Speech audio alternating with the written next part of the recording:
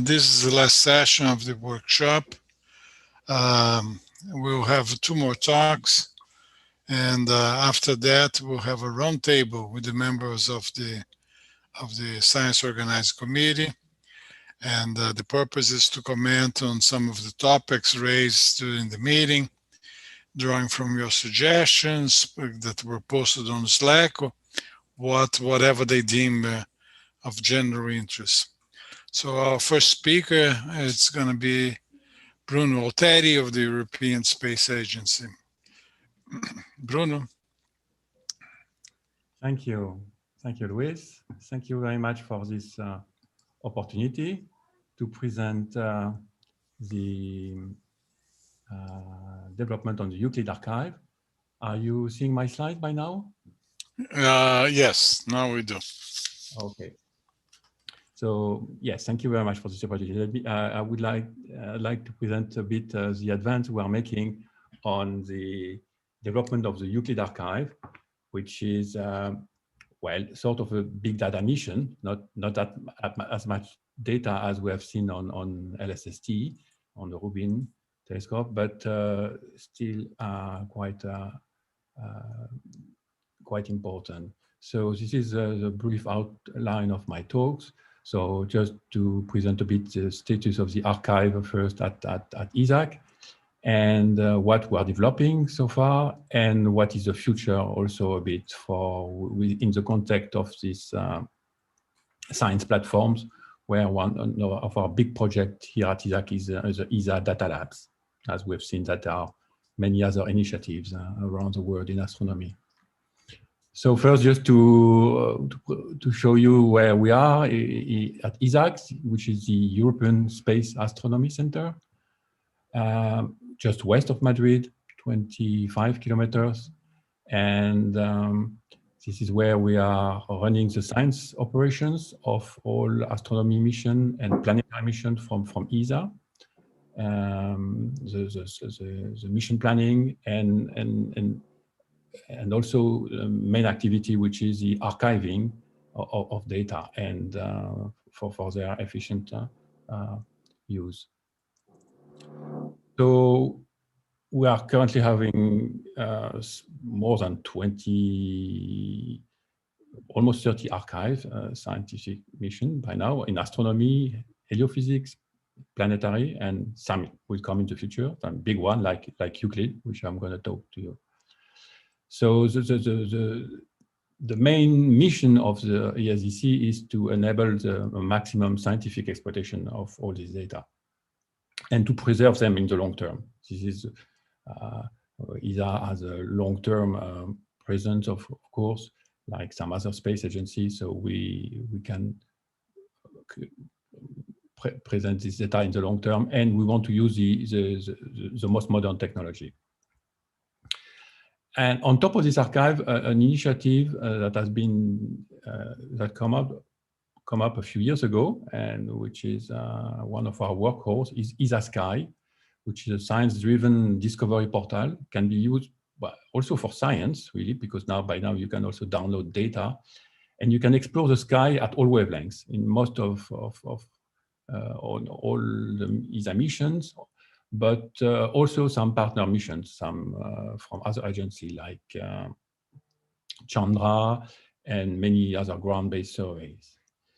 So I encourage you to visit ESA Sky. It's just sky.esa.int. It's very easy, and you can really explore and in a very intuitive fashion the sky at all wavelengths. So it's taking the data from all other archives, and it presents them and with their footprints and the images and the catalogs. And you can also play with time when there are different observations. So you have in X-ray, Chandra, Integral, and XMM, but in the far infrared, Herschel, and it goes to Gaia, of course, and or very old archive like ISO. But back to our mission, Euclid is the next cosmology mission from ESA to be launched in next year, hopefully end of next year. and it's to study the structure of our universe and how it has evolved, and to put some constraints on these two mysteries that we have coming from the cosmological models, which is dark matter and dark energy, to put some constraint.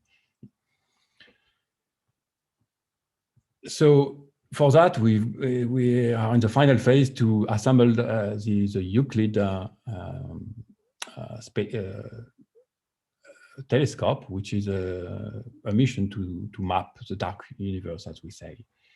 It's a coarse design, large field telescope, so about a square degree, and it's a very flat focal plane, and of course, as it is in space, an exquisite PSF close to the Hubble one.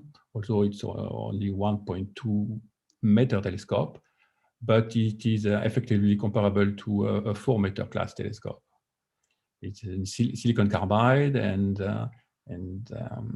it has been manufactured, and it's up to the specifications. So we have two main instruments. So this instrument, which will be used mostly for weak lensing, to map the mass in the universe at different distance with weak lensing. It's a 500 million pixel camera, so it's smaller than the LSST camera by a factor almost 7 or 8 in terms of pixels, but it's a much higher space resolution, of course. It's 0.18 arcsecond. And we have another instrument, which is a NISP instrument, observing in the near infrared in 3 bands, together and also doing slitless spectroscopy to get the redshift of several tens of billions of galaxies with H-alpha emission line mostly, but also other absorption line if there are. All these data have to be combined with some ground-based surveys, because we have only one band in the visible, and if you want to do accurate photometric redshift, you need photometric from ground survey, and combining it with the near-infrared photometry from Euclid. So there is a big program ongoing and run by the Euclid consortium to coordinate all that, as well as the data processing of all this data. So we're still hoping to launch in next year, despite the pandemic. Although there are some unknowns with some readout electronics that might have been that might need to be changed or repaired this year. We'll see.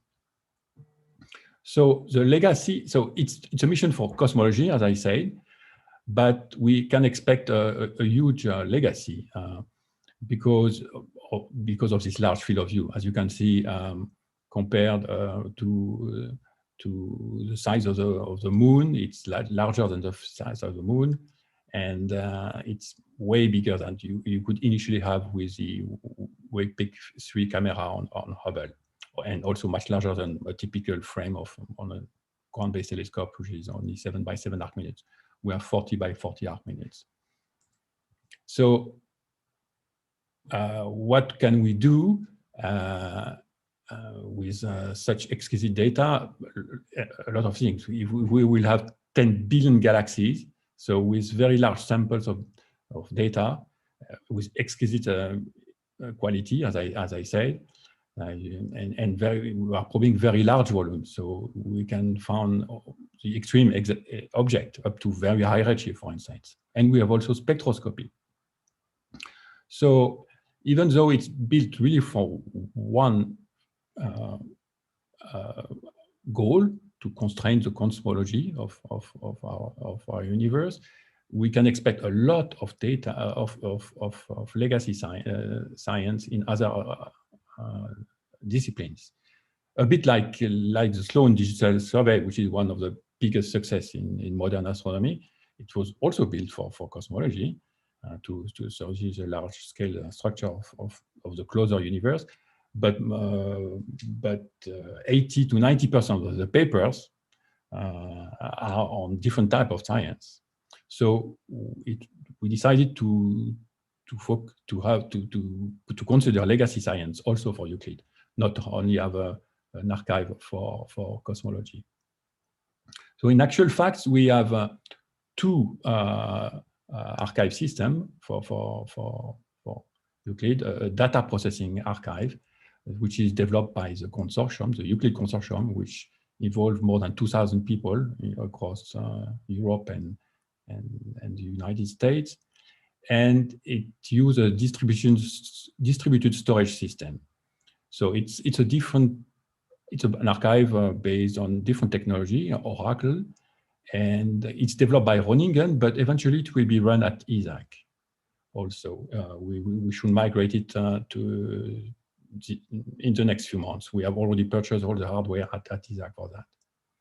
But then we split it because it's mostly an archive for processing, but we have also we are developing at ESAC, more in line with all the other archive, the SAS, which we call it the SAS so far, the Science Archive System, to access the data for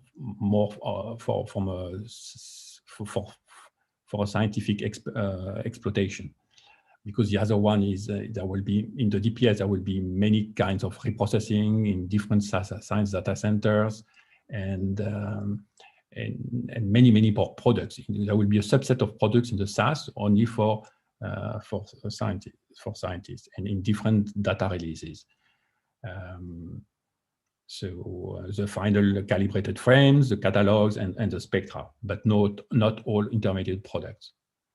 And there is an authorization and authentication access, which is the same as all other ESA archives.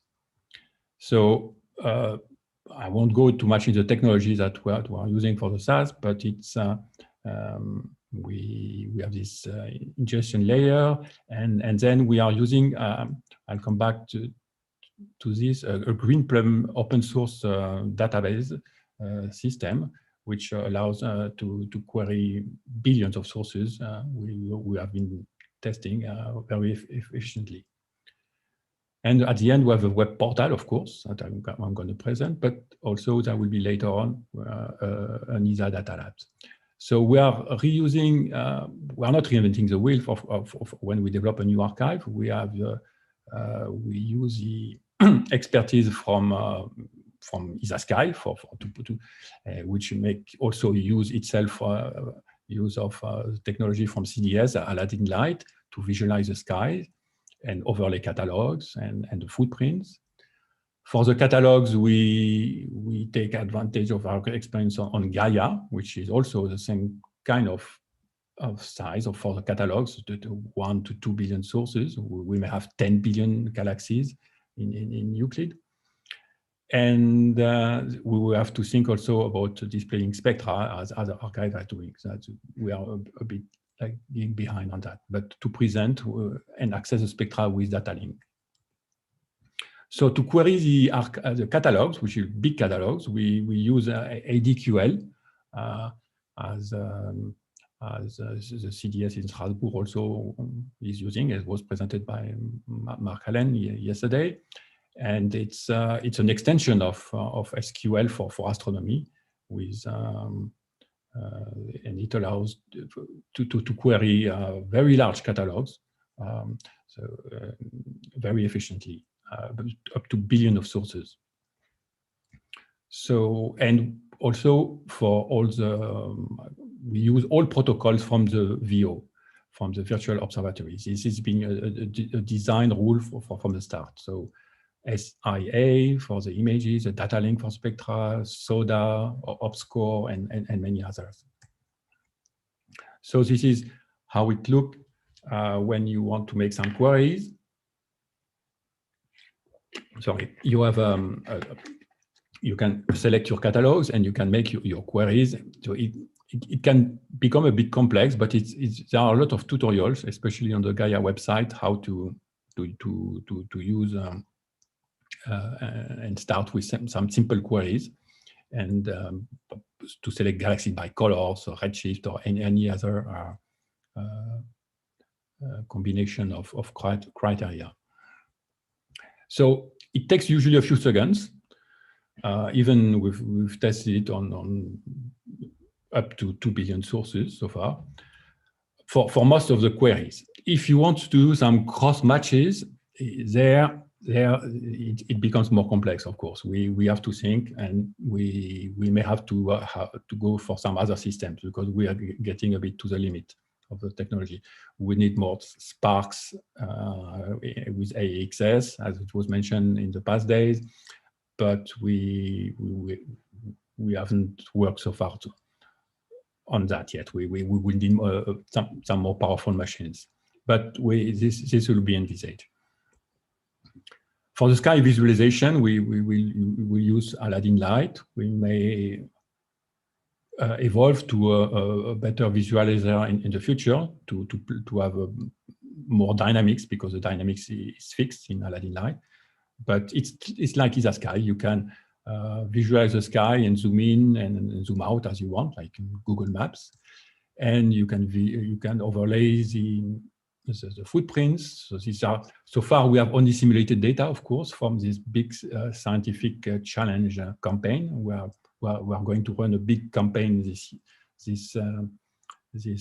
year, Scientific Challenge 8, that covers 100 square degrees and coming from cosmological simulations. And you can overlay the results of the catalogs, or even from the queries by the criteria you have selected.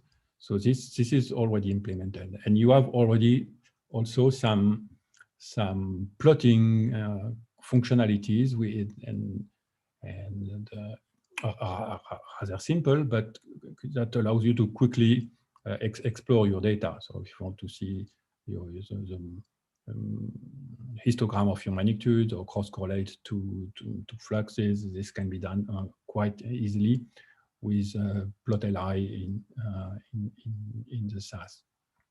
And we have also made some efforts on one functionality that was heavily demanded by the community, which is an image cutout, because the images are too big to be downloaded for most users. Or it will take a lot of time, even if we increase the bandwidth, which is not yet at sufficient enough at ESAC, but for such large data. So we need an efficient cutout service. The largest images are 13 gigabytes for this, which are the stack maps. So this allowed, if you want only to explore your galaxy, a few tens or a few hundred or even 1,000 galaxies, you could have in a batch mode. You could query direct cutout on your sources. So as I said before, we are using the Green Plum, and which is an extension of PostgreSQL. We are quite happy with this technology, and it's scalable. This is one important thing. We can increase the number of nodes in the future to match the data volume that we will have. Now, we are also thinking at other technology, as Spark, that was mentioned earlier, but and also, especially for cross-matching, if we want to have these functionalities for catalog cross-matching. And we are investigating making some distinction on what will be the NFS storage. So far we use NetApp, but the costs are a bit too high. So we have a request for quotation to different companies to maybe evolve this storage to something that will be more affordable if we want to have petabytes of data. But back a bit more to the theme of this workshop, we are also working since two years on a scientific platform, which we call ESA Data Labs. It seems to be the new way to call this scientific platform nowadays. And by doing some innovation, So actually, it's a big ESA project. It's not only for astronomy, because we want to involve it could involve other direct out of science, including Earth observation.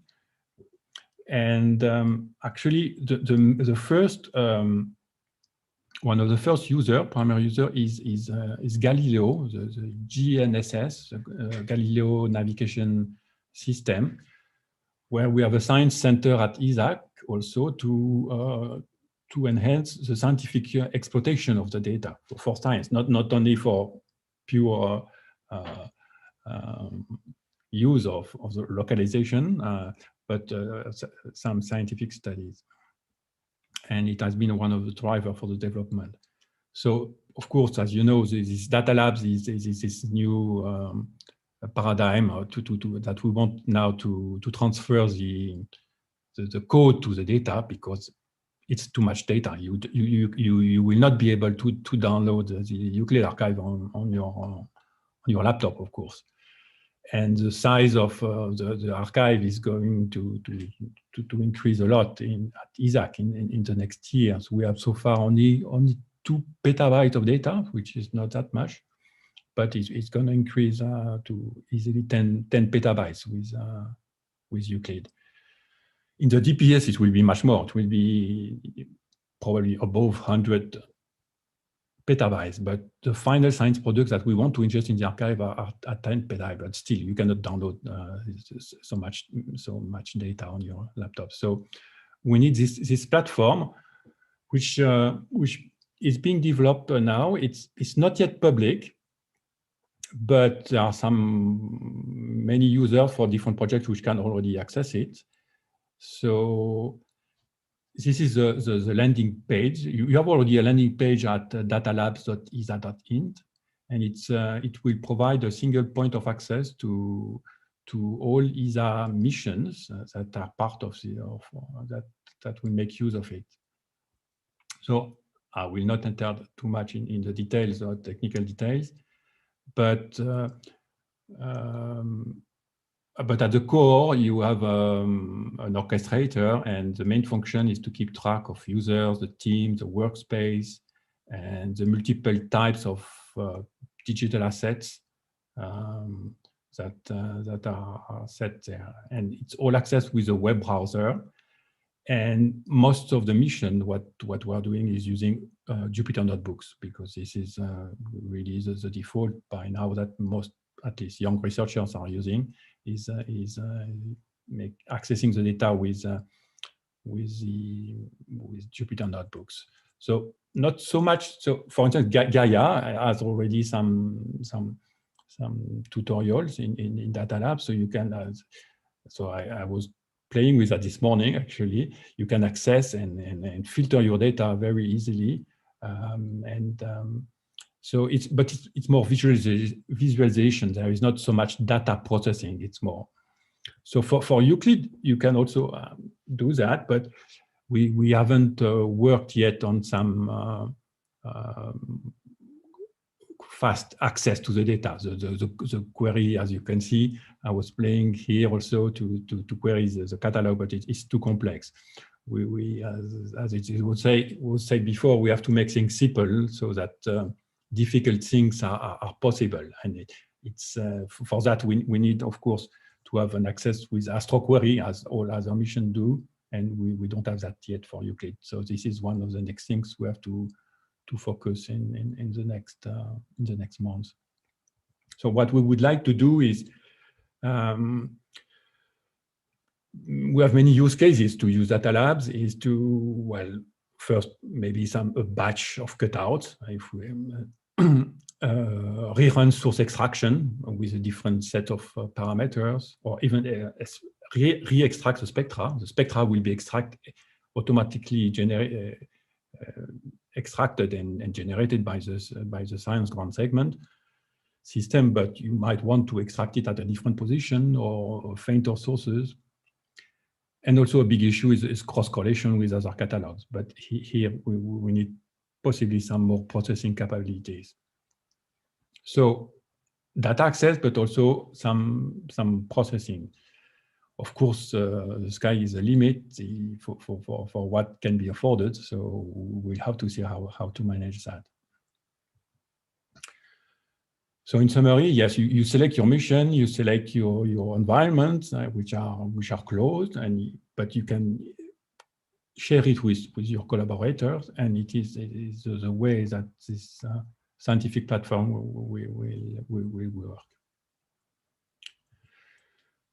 So in conclusion, I would say that we are focused so far on the SAS, which is a more classical web interface archive that allows to download data, but also to visualize it quickly and query it in a fast way, and with some plotting functionalities and cut out, because this is something which is very, very important, well cut out for the pixel data, but also for the spectra to access the data. But if you really want to work a bit more further on the data and explore it, we need these data labs, these ESA data labs, so which is our main workhorse for the next months and years. So Euclid is still in the lab. I was lucky to visit it at Thales LIneA premises a few months ago, and still going to make some tour between different testing capabilities, but we still hope to launch it in next year. And this is how it will look like in space. So it will be a wonderful telescopes that gonna generate a lot of data, and we hope we have the best scientific archive to exploit this data. Thank you very much for your attention, and any question, I'm available.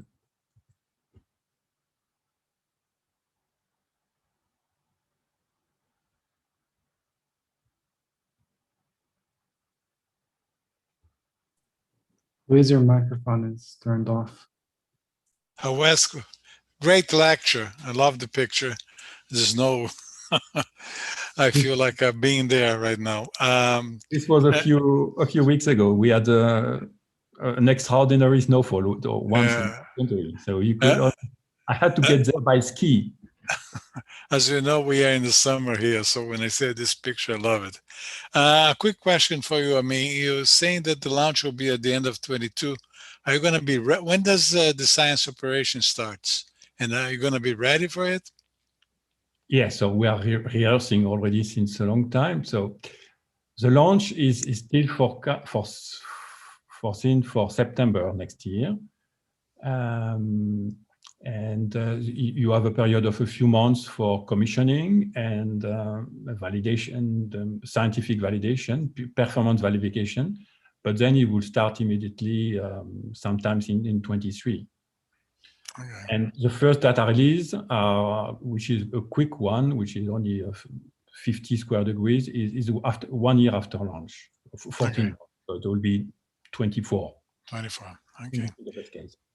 Yeah, we have a couple of questions here. One from Will. It's slide 26. Each of those Jupyter icons implies, I suppose, a different Jupyter container. Do you allow users to pick versions and amount of memory CPUs that they can use? That's a good question. I don't know really yet how the resources will be allocated. No, so far we are using Jupyter notebooks that are not too demanding. But although I've seen that it was a bit slow sometimes, so there will be an orchestration to allocate.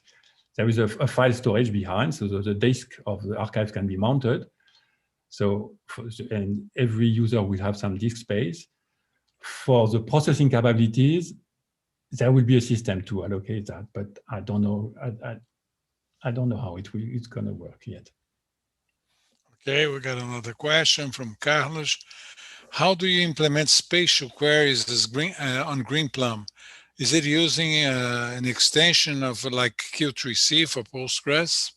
Yes, it's using the same. It's QC3, yes. Okay. Francisco, another question here. Is the data lab focused on analysis of a single mission like Euclid, or is it possible to combine data sets from the different ESA missions?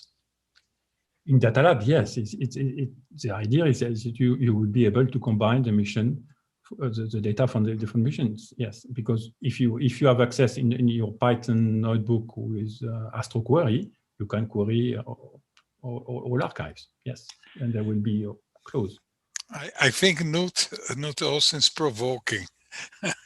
Is Kubernetes part of your technology stack? If so, how has your experience been with deploying it at scale? I think I'm a bit scared by the also to provoke Dominique. I'm a bit scared by the presentation of previous presentation. Actually, I don't know if we are using Kubernetes for data labs, but we are using on the SOC for the quick look analysis and the processing of the data, because here at ESAC we generate the level 1 data, which is raw data but consolidated, and we send it to the consortium, and then we receive level 2 and level 3. And there we are using this Kubernetes technology, but probably in a simple way. In data labs, I don't know. You have closed environment. Yes, I don't know if it's Docker or Kubernetes, but yeah, I don't know. Okay. Okay. Bruno, thank you very much. Could you stop sharing your screen so that?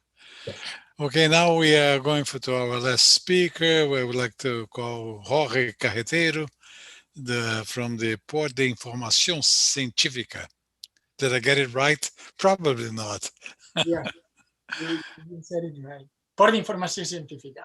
Okay, it sounded close enough, right? So you can share your. Yeah, I'm going to share my screen. I'm going to put in this.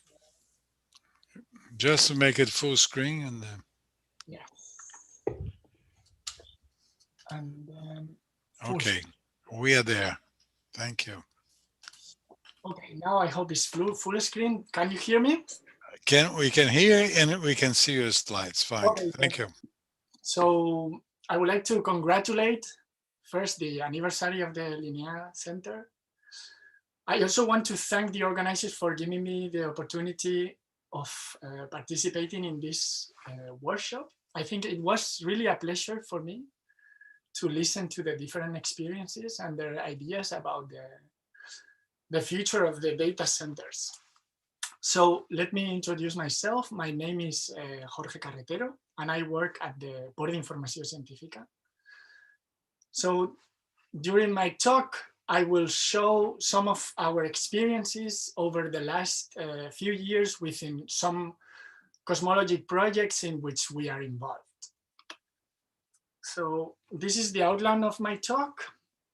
First, I will show what is the Port de Información Científica and what are our main goals. I will present some of the projects in which we are involved, what are our roles within these projects and the challenges we had to face. I will describe how we have tried to overcome these challenges, what were our approaches. I will present some of our current and future work, and I will finally conclude. So for those who don't know where the Port de Información Científica is, this is an image of Google Maps. And PIC is located in the campus of the Universidad Autónoma de Barcelona. So the Port de Información Científica is a data center founded in 2003. It is a collaboration between the Institut de Física de Altas Energías and FIEMAT. PIC is the Spanish Tier 1 data center within the WLCG, and it is directly connected to CERN, we are a small data center. We are currently 19 people, 50% are engineers and 50% are scientists. Within this composition, is very important to enable fluent communication between the science project and the computing infrastructure. So we participate in several research projects, ranging from small local teams to large international collaborations. And as we are a small data center, we think one of our strengths is our flexibility and ability to adapt to quick changes. We do like to explore, and sometimes we must explore innovative solutions that have the potential to increase our capabilities and our performance. So for instance, we were pioneers in Europe in introducing cooling by submersion in liquid in a scientific data center in 2015. And also we have developed several projects to design custom servers to better adapt our requirements and improve the density factor. So here are some numbers. So picking numbers, we have 2 rooms. The larger one is an air-cooled room, and the other one is where we have our liquid immersion. So nodes are in liquid immersion. Regarding our data processing services, we have over 8,000 cores. Also, we have 10 GPUs, and these 2 things are orchestrated using HT Condor. We also deployed a Hadoop cluster that I will describe later in more detail. And then we have 2 different storage systems. One is by spinning disks, managed by Dkach with 50 nodes and 10 petabytes of capacity. And we also have developed several interfaces to access, like NFS or web backdoors. We also have a tape storage system that we have just upgraded because we are leaving Oracle. And finally, regarding our network, we currently have 2 lines of 10 gigabytes per second links to academic network, which is also currently being upgraded to 2 lines of 100 gigabytes per second. So here I show some of the projects in which we are involved and we collaborate. We have several areas like particle physics, astrophysics, cosmology, and gravitational waves.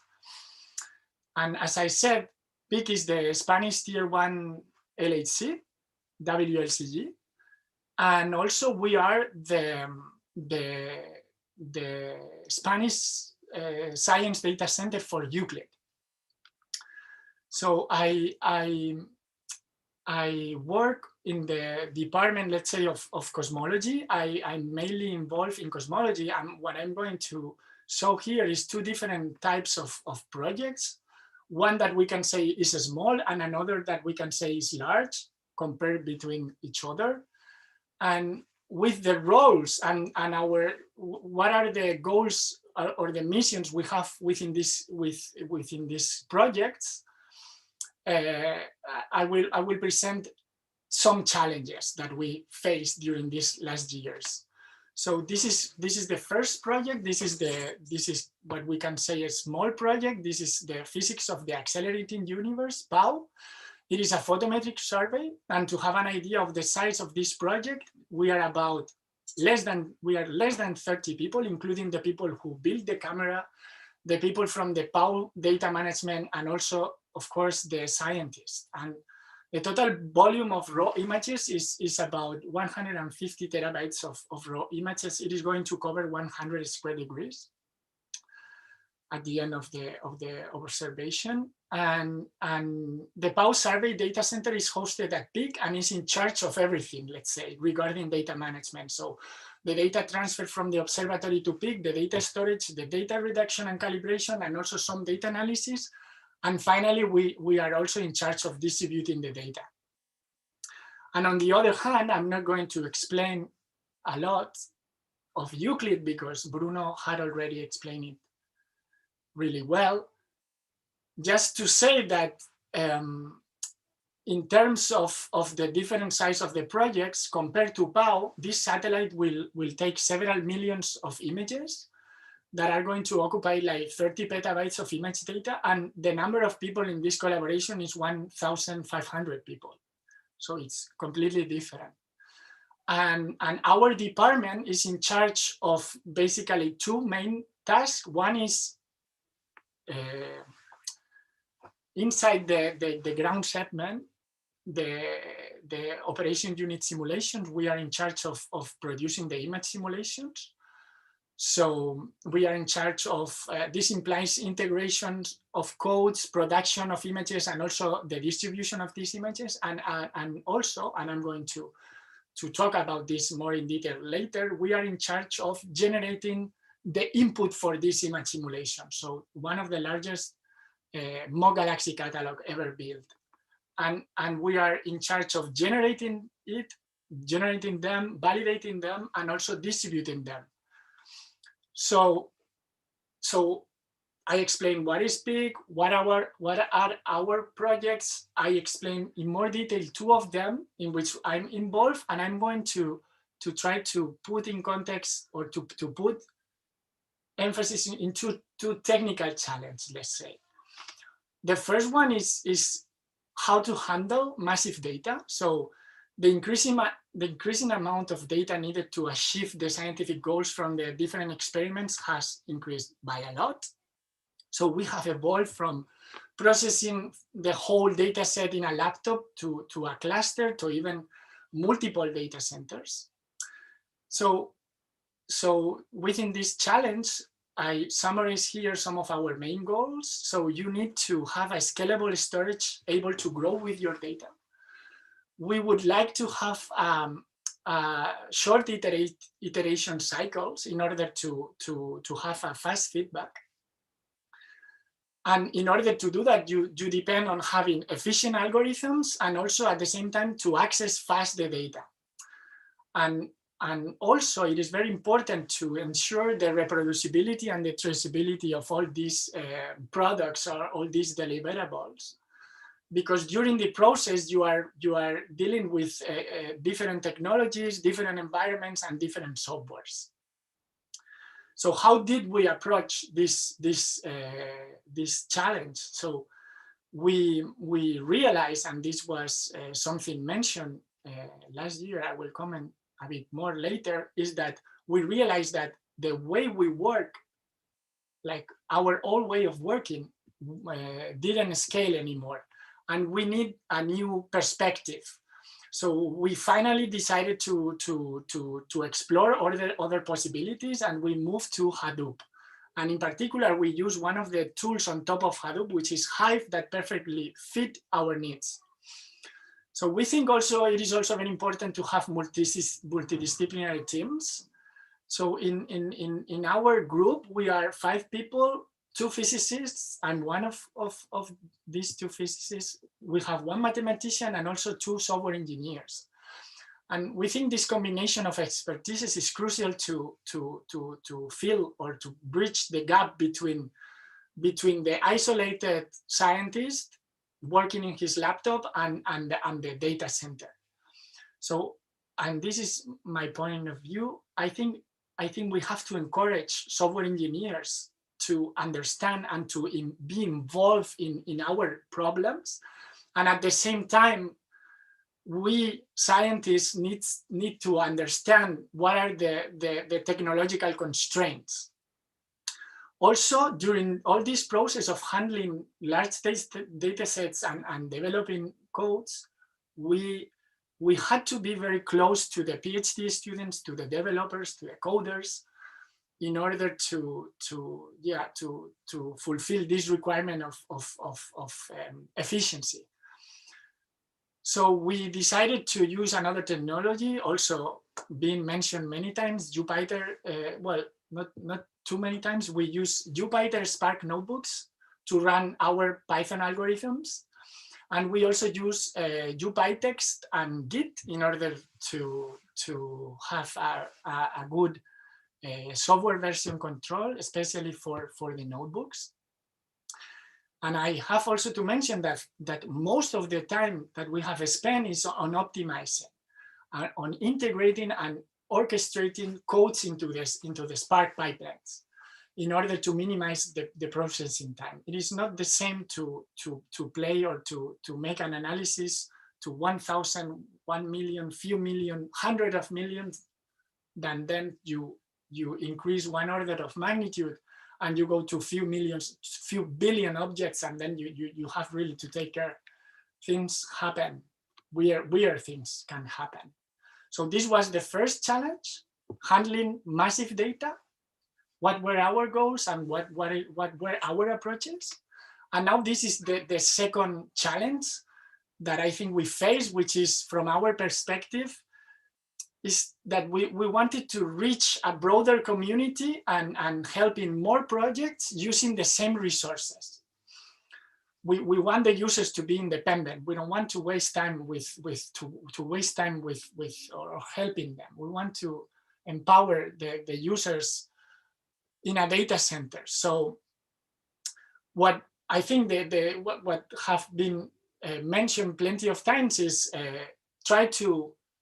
what we want to do is to make a simple the transition from the laptop to the data center as smooth as possible, keeping things that they work in their laptops the same as they are going to work in the data center.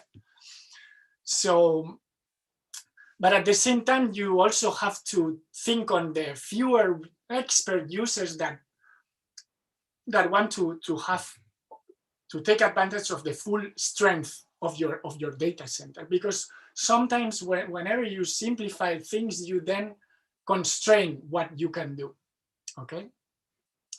And for this second challenge, our approaches have been mainly developing, integrating, and deploying solutions to provide easy to use web interfaces to our services, like Cosmo Hub or Jupyter Hub that I will present a bit later. So other important thing is that these interfaces should be properly documented in order to help people who are not experts, in order to guide them to be able to operate independently. And also, I have to say that we have also spent some time in training through Python bootcamps or even MOOCs during this process, from PhD students to senior students.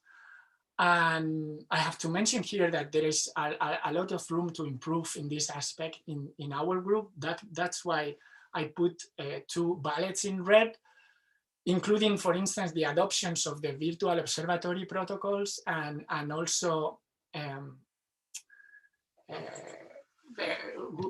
we should make more efforts on trying to documentate and to put quick start guides, etc., in order to help them to run in our data center.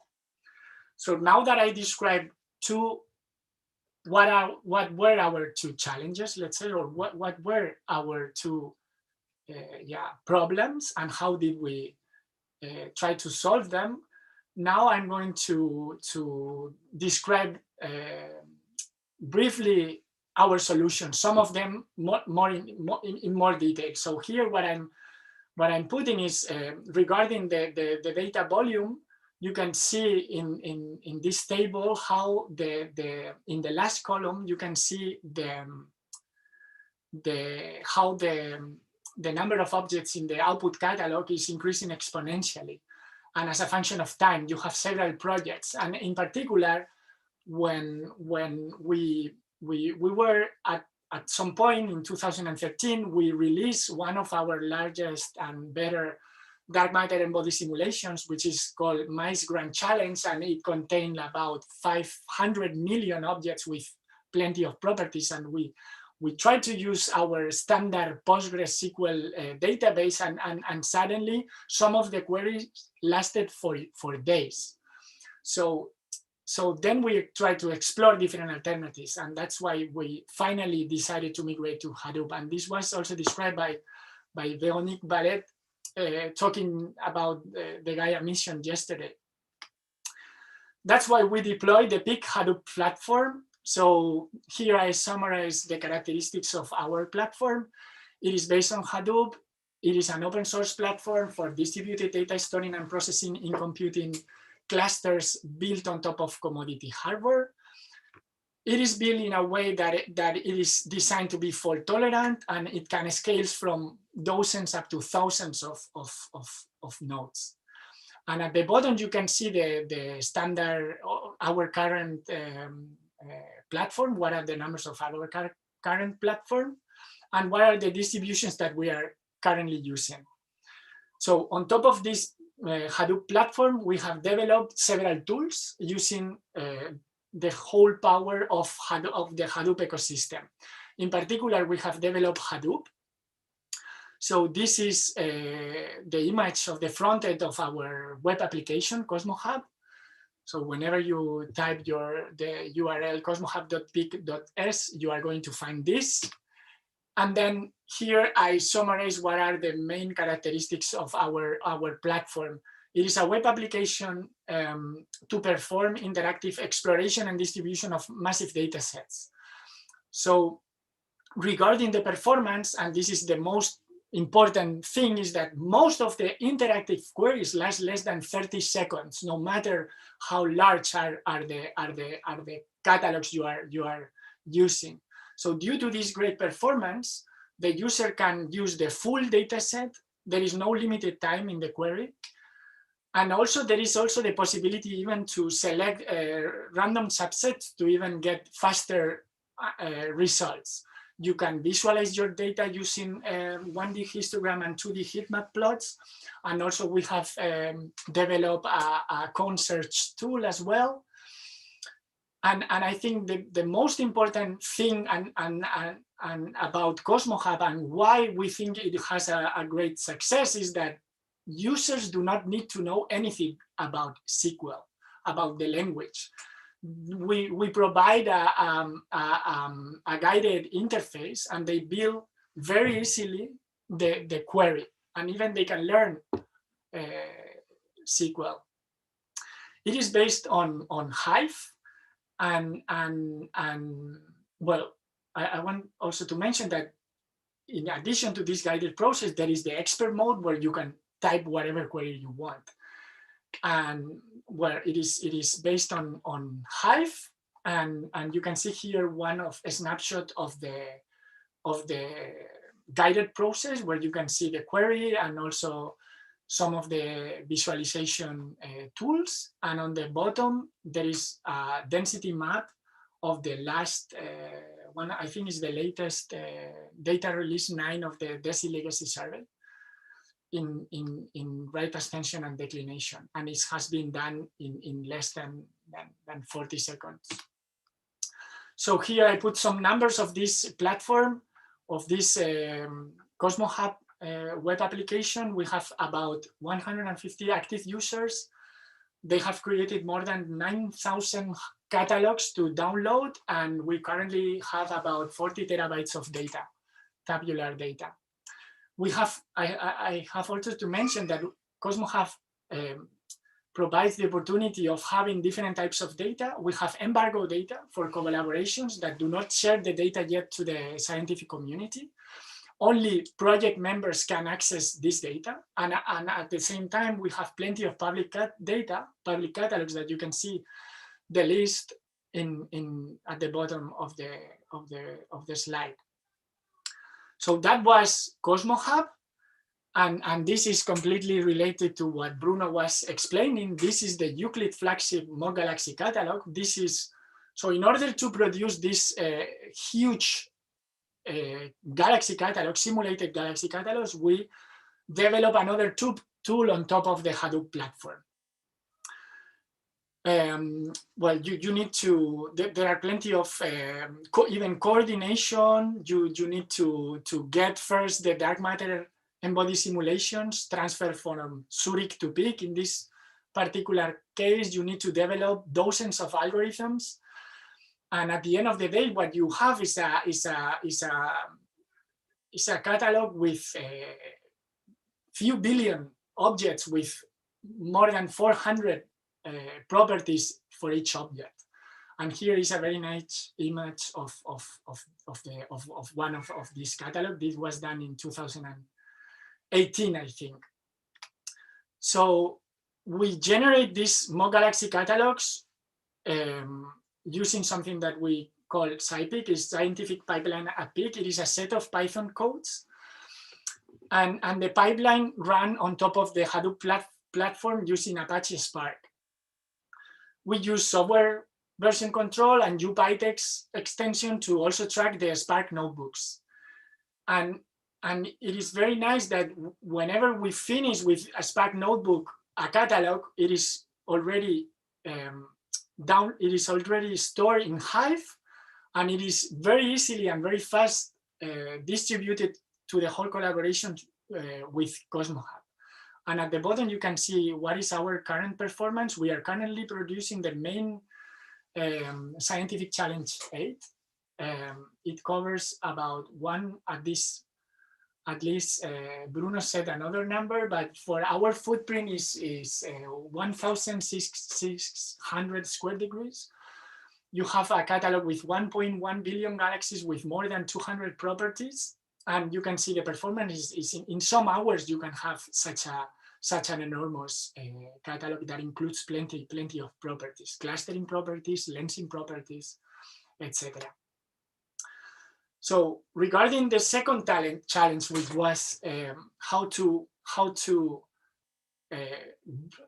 reach a broader community, we have also go to the solution of Jupyter notebooks. So here I show 4 different snapshots of our service provided at PIC. You can select your server options, different memories, you can even choose GPUs. There is an image of a notebook. Then we have just developed another interesting feature, which is to deploy the possibility of launching a desktop session to interact with graphical applications running on the computing farm. So you can run MATLAB or TopCat or through this service. Okay, so now I'm going to go through what are we doing by now and what are our future ideas. So this is because we don't have a place, we still don't have a place like a data lab, let's say, or a science platform or a science facility. So here, what I want just to add to the previous concepts is that, so you are going to start having an observed or a simulated data sets. Either you use a guided process or an expert mode, and this depends on what are the skills of the users. But finally, you have an SQL, a query. Then you can explore and visualize through Cosmo Hub using Hive. You can also distribute the data easily through Hive. And you can, and this is not yet implemented, you can play with the data through Jupyter notebooks, okay? But there is something that we think it is interesting to say, which is something that we call predefined tasks, which has the same idea of these experts and non-experts. So because you would like to run a 2-point correlation function in your data set, but you don't know how to run TreeCore, for instance, one of the standard codes. And this is what we did. So this was, I think, 2 years ago, what we included another step in our guided process, mostly focused on analyzing and kind of like producing value-added data. And in this case, what I'm showing here is a snapshot of the step where you can either choose to estimate the clustering to produce a galaxy catalog using the Halo occupation distribution model, or estimate the photometric redshift of the galaxies. And here what we did is the idea is that with a very simple interface, you configure your job, you run it. Here is some fields. And at the end of the day, you receive exactly the same email as you receive in Cosmo Hub currently, with a link to download the dataset. But in this case, what you receive is an information of your job. How many objects did you select? What was the timing of this computational? and also a very nice plot of the projected correlation function, and even a CSV file with your results, okay? Okay, so what is our future? So we were thinking on expanding Cosmo Hub, kind of like with including information from different messengers, different instruments, different wavelengths in the multi-messenger astronomy context, like Cosmo Hub. We had already made some development in the context of ESCAPE with high energy physics analysis. And we think, I like a lot this idea, and because we also have in mind this idea of this unified science platform, which was explained yesterday, like going from the reduced data to the paper directly in one login in some centralized place. And we think it is interesting to emphasize the social features like sharing plots, sharing notebooks, sharing data sets, this collaborative edition, and even things like this. So we also have several challenges on our case regarding funding. I would like to mention here that scientific culture in Spain makes it difficult to fund manpower, and it usually favors infrastructure investments, ignoring the fact that you need people to operate them. This is something that we find all the time, at least in Spain. And also it is important to mention that we have other issues and challenges ahead, which are that software and hardware that has been being used for a long time suddenly become unsupported or unavailable. And I put here some examples. And I'm going to finish here with some 4 bullets, conclusions. Very important multidisciplinary team. It is very important to explore what is the technology you have available at that time and to select the correct one. Simple interfaces to make life easier for both scientists and also the people maintaining and supporting the science. And from the PIC perspective, given that we are a small data center, we are not going to compete with other data centers much larger than us, and we are going instead to focus on data services, preservation, analysis, sharing, and use modern technology to be effective and agile, responding to scientists' needs. And I'm going to finish here. Thank you very much for your attention. If you Thank you, Jorge. Well, let me tell you, it's not just Spain that people are irrelevant. There are other places too. In fact, other places, science is irrelevant. So don't you worry about that. Okay.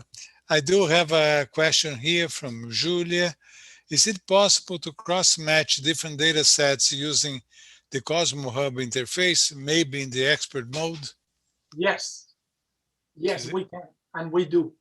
But it's true that we haven't, I mean, this is, when I was mentioning the multi-messenger, this is something that we already know, we use. So we have also implemented all the HILPIX functions are already implemented in SQL. So we have migrated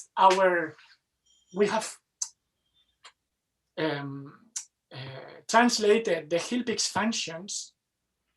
So given the right ascension and declination, you have a HILPIX value, for instance, and then you can also use the union all command in SQL in order to join any of the data sets you can access. Yes, and this is the idea. The idea we had in mind is to use this 3-core in Spark in order to measure correlations and cross matches between all the data.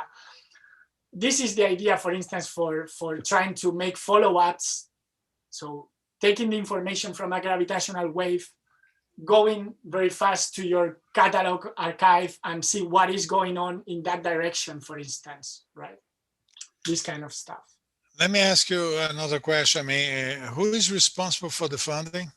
Is the federal government funding? For the funding of Cosmo Hub. Yeah. So this is, I don't know if I can say this, but we were kind of stealing all clusters from, like, without warranty in our data center, that they were going to be removed. I think my director is listening to me. He knows about it. But anyway, is it from the university or the federal government? Okay, so yeah, we have several fundings. So Okay. yeah, we have from the Ministry of Spain. We have also from Europe. We have from different projects. Yes, we have several fundings. We have also so PIC is funded by CIEMAT, by the University Autónoma of Barcelona, also from some fundings from the European agency too. Okay. Well, thank you very much, Jorge. Okay. Well, we finally come to our last part of the workshop, and I would like to invite the members of the Science Organizing Committee or the International Organizing Committee to turn their camera on. I have to say that unfortunately Fabio will not be able to participate. Something came up, but I want to publicly thank all of them for contributing, organizing this workshop. The suggestions of names and a lot of questions that I had along the way, and they were very kind to help us out. So thank you very much to all of you. What I'm going to do here, it's totally informal, and what there were a list of points that were suggested, but I asked them to feel free to answer them or just say whatever they want. And so I will go in order, alphabetical order, with the first name, and they have about 10 minutes to do whatever they want. Okay, if you want 5, it's okay, or you want more. Okay, 5 is not here, so I can give more too. So it's not. But I thought about leaving some time for Q&A at the end. I also, if you have questions, people that are in the YouTube, I have asked people to interrupt us and actually ask the questions, so we won't have time to actually write in the Google Doc and so on. So we will try to do on the fly as the questions fly in. Okay. So Andreas, can you take it away? Yes, sure. Thanks, Luiz. That's great.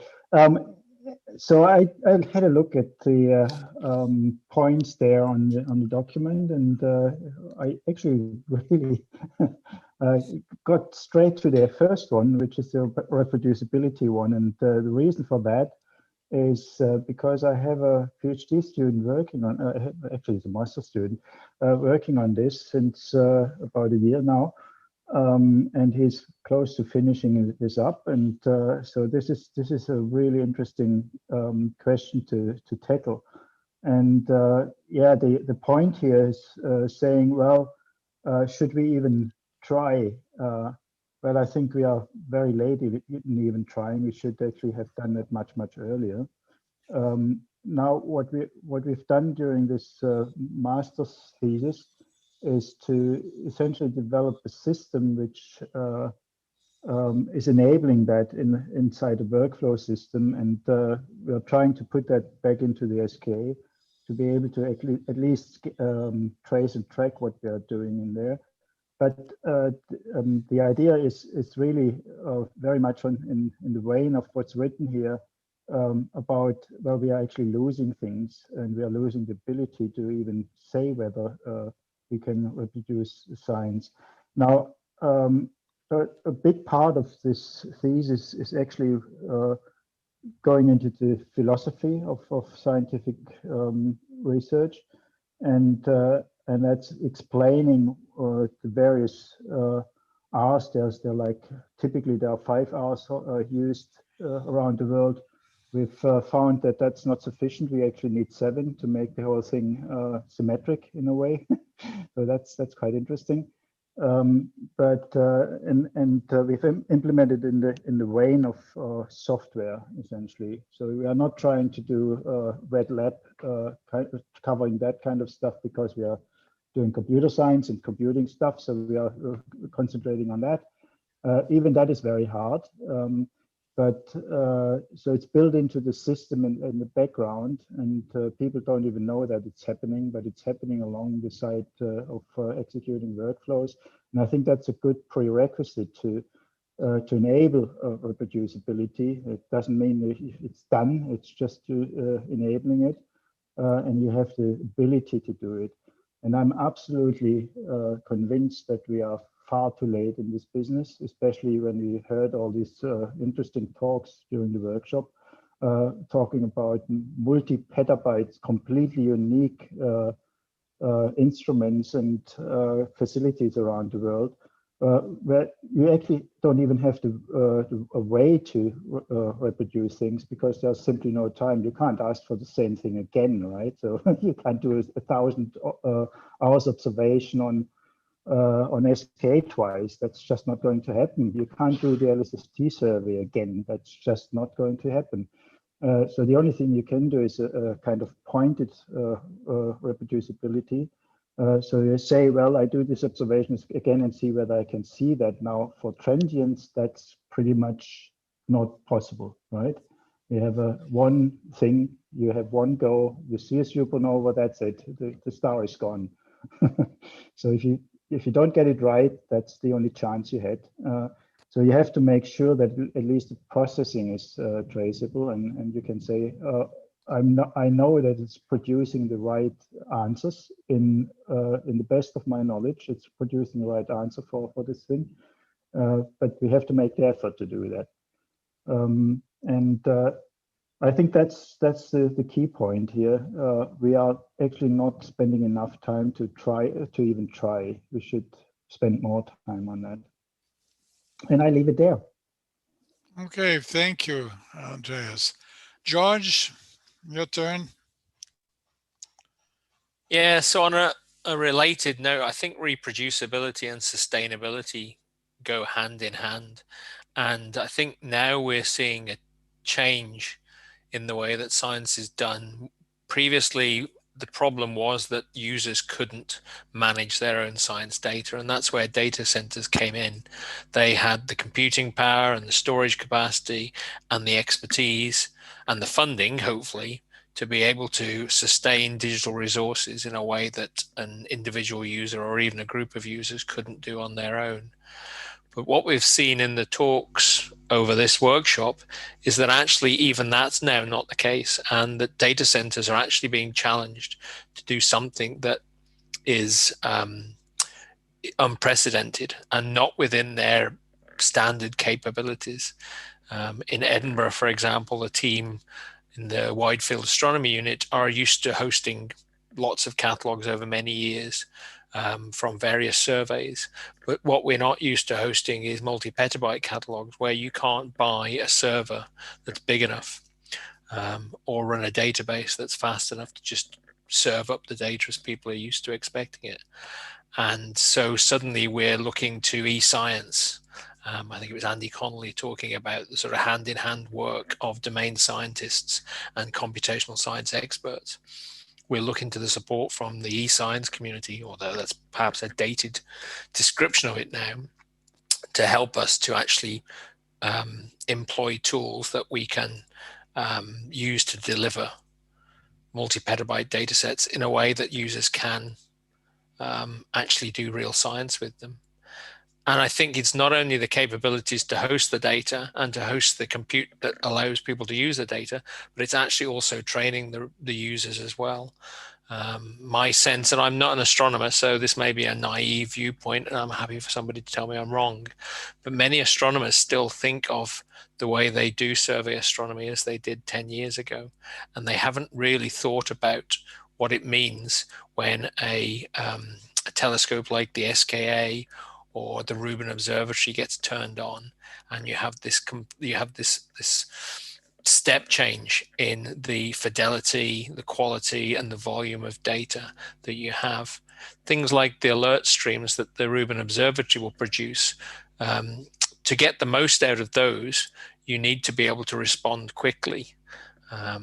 We've worked with groups here in the UK to create simple filters on the alert streams. from ZTF, for example, I talked about in my slides. But what's the point of having a filter on an alert stream that triggers in the middle of the night if you then check your email 3 days later and find there was something interesting happened 3 days ago? Okay, some astronomy, that's fine. But a lot of the exciting topics that are the focus of these transient astronomy feeds are the things where you need to be responding in minutes or hours. We used to have astronomers sitting up all night looking at telescopes. We may now have astronomers sitting up all night with their mobile phone waiting for it to alert them to a particular event that's happened in the night sky that they are interested in. So I think it's a challenge for all of us. It's an interesting and exciting time, and I suspect it will keep us busy for many years to come. But I think we're only really dipping our toe into the very edge of this data lake, for want of a better analogy. Do you think we are running running the risk of losing our community, or at least part of it, that they may not be able to catch up right on? I suspect that's unlikely. I suspect this is the kind of thing that scientists, researchers feed upon. If you think about in high energy physics, I remember I watched a TV program on Discovery Channel about the building of the Atlas detector, and they were speaking, I don't remember the name of the person they were speaking to, who effectively had spent the last 15 years of their life designing a detector and not doing science. And they said, well, what's next? And the person said, well, I've lost 15 years of my research. Now I've got to go and do some research, kind of thing. And so I think, researchers, scientists are very adaptable. And we see through meetings like this actually how global the community is, and how easy it is now to work as a global community. So I think all of the indications are good. We're moving towards a much more open approach to science than maybe was the case before. It's forced upon us in some ways, but I think actually scientists are keen for this anyway. They recognize now that this is the best way to do science. Okay, Mario, you want to take it over? Yeah, so to comment on reproducibility, I kind of have a somewhat maybe different or dimmer view on reproducibility than a typical astronomer would. I simply think there's no, up until recently, there was no economic incentive to spend effort to make sure that one's research is reproducible, right? Because we are incentivized to publish papers, to get grants and so on, and none of that is related to reproducibility. So I don't think that we're going to get reproducibility if we kind of teach and ask people to make their work more reproducible.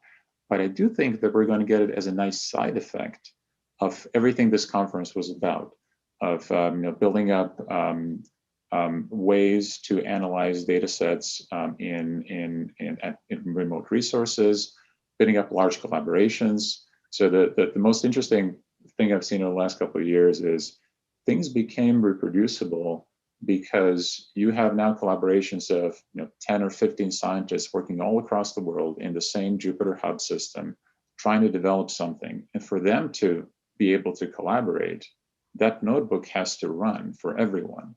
It has to be reproducible just internally within the team.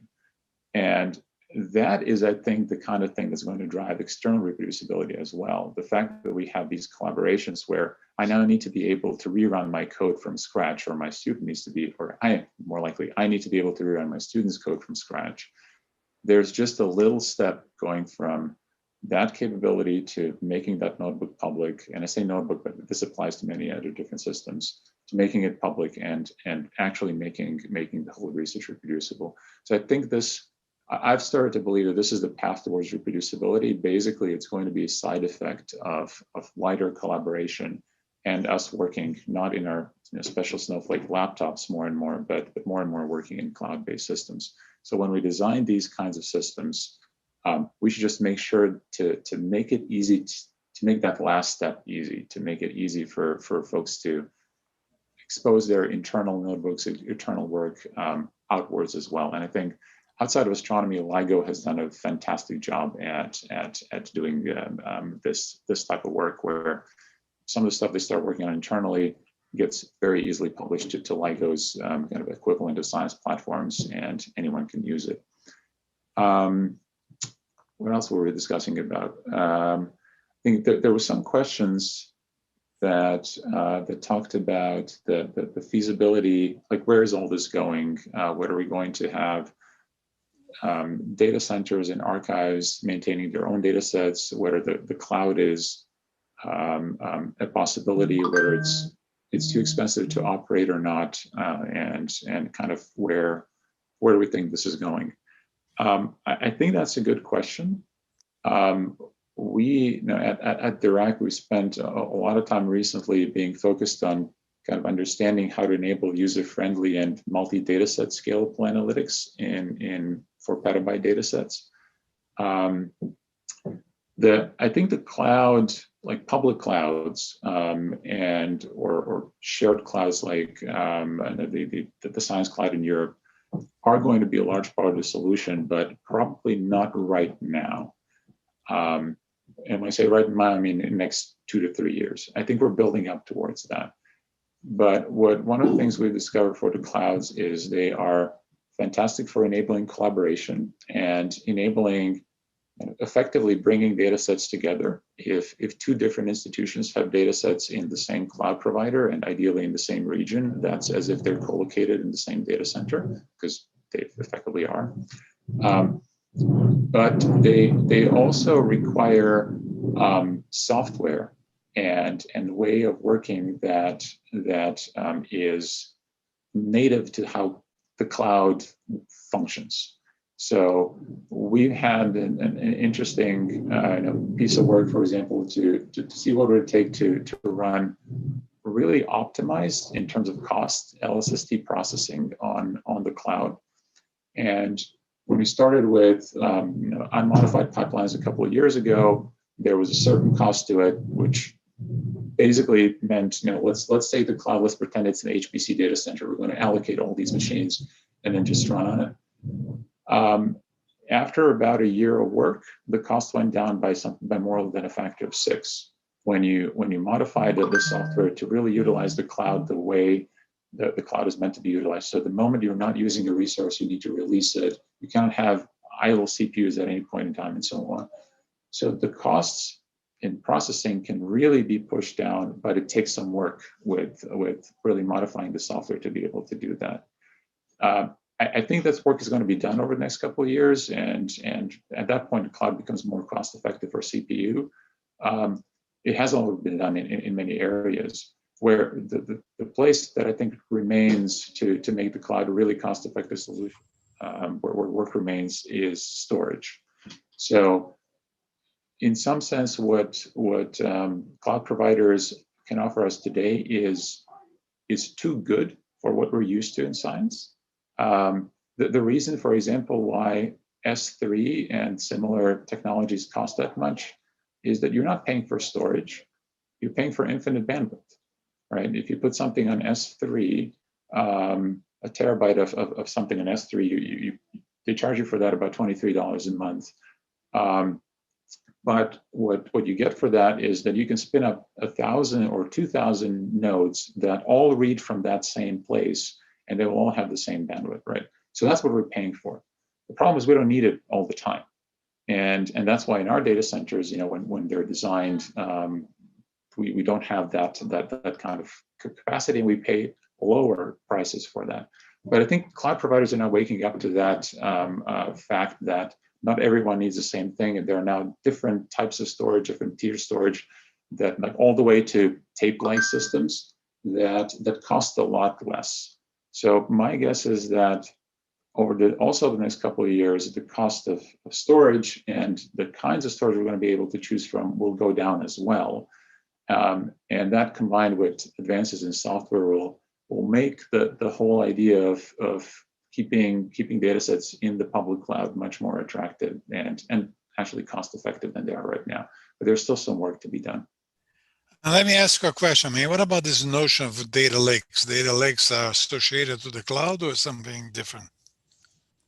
I think so. The idea it's a reasonably well-defined term in industry, but I think within astronomy, depending on who you talk to, they think of a different thing when they talk about data lake.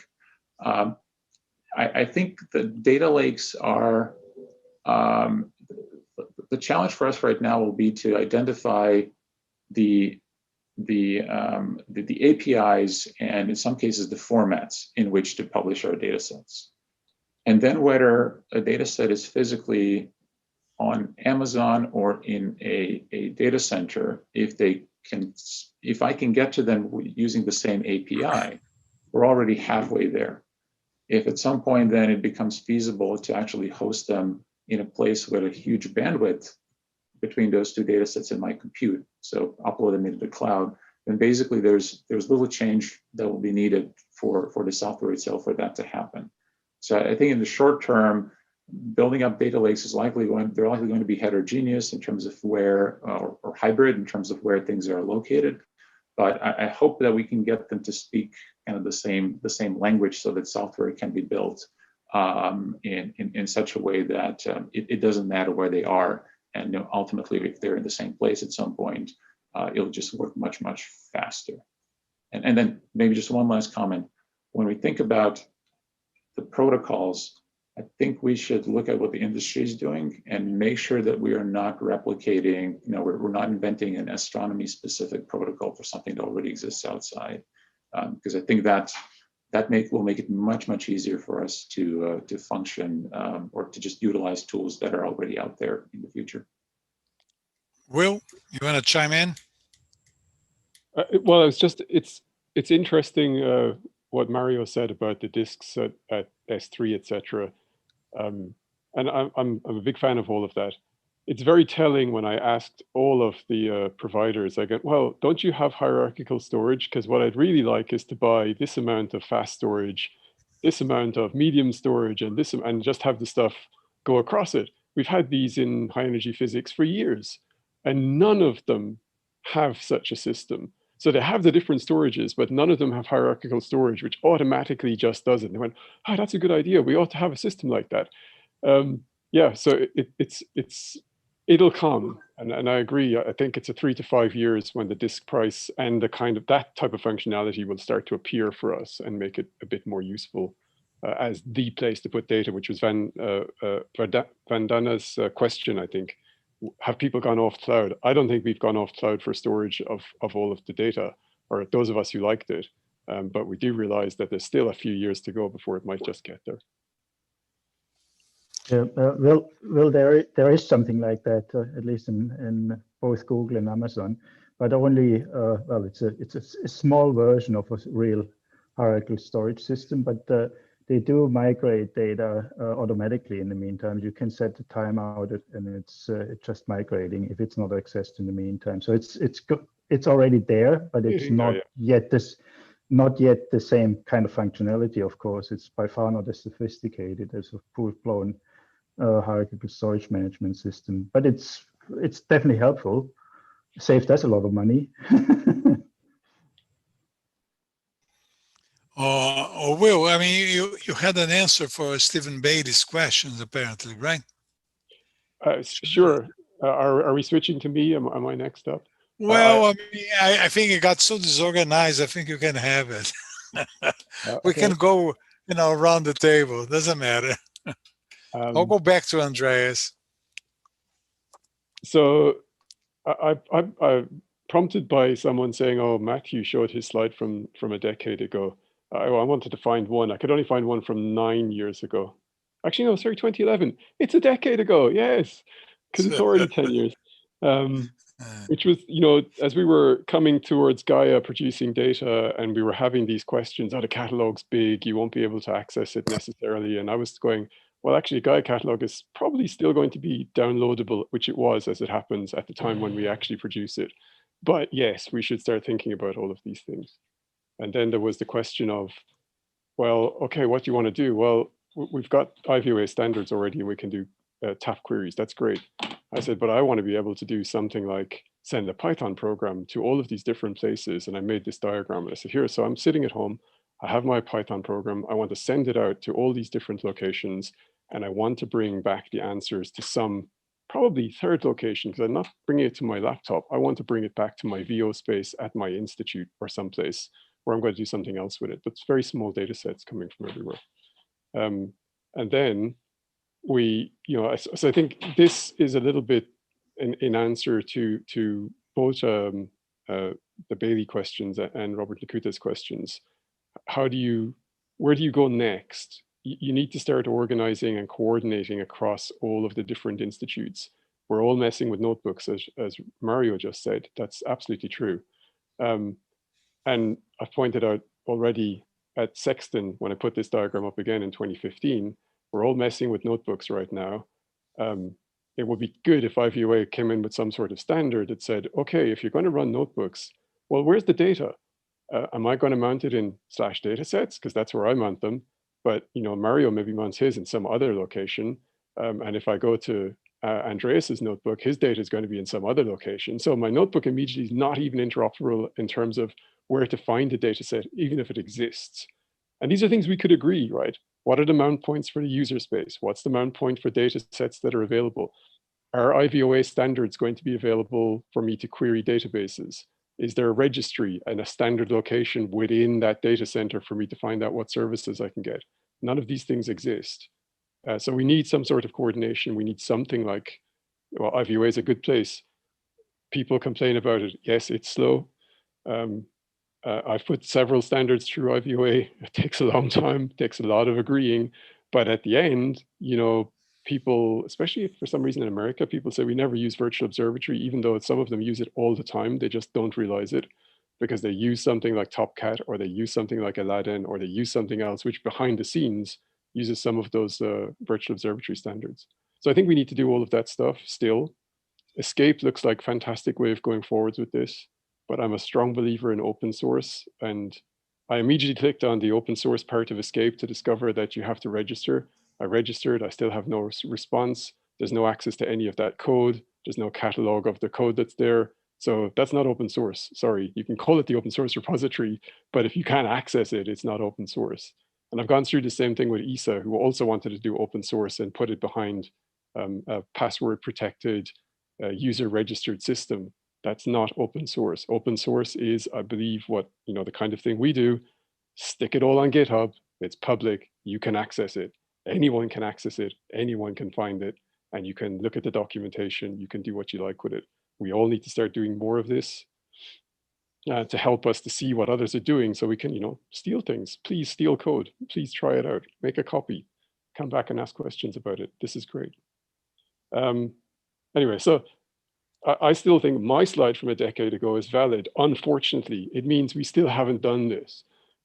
It's valid because it wasn't a prediction of what would happen. It was a plea for what we ought to do. And we don't have a standard agreed software as a service layer yet in any of our data centers, where I can pick up a notebook or a program and hand it, or a container and hand it to another data center and be confident that it will run. Doesn't happen. So maybe it was a prediction. I think the other part of that, so you need standards across the data centers. And Richard put up this slide, which we put together for Petabytes to Science, which was a Kavli series of workshops we ran over the last couple of years before the pandemic, before we all stopped seeing each other. And in one of them, we came up with this diagram. There's a very large document which summarizes a bunch of different things. And there was a few decadal papers came out of that.